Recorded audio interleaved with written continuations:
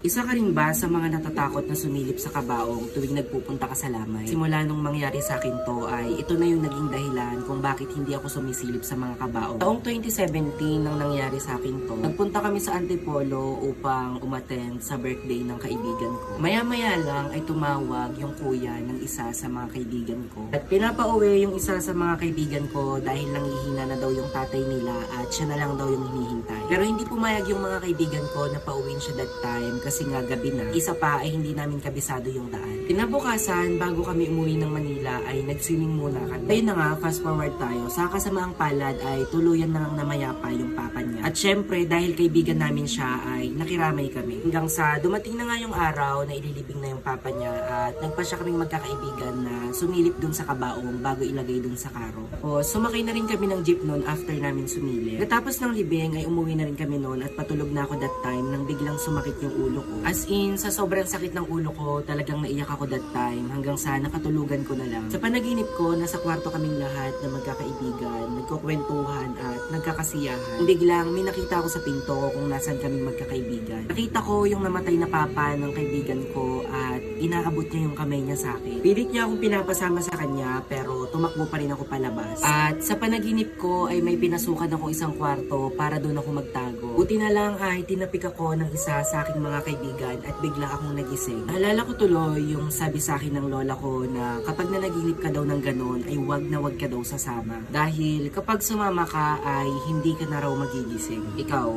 takot ka rin bang sumilip sa mga kabaong?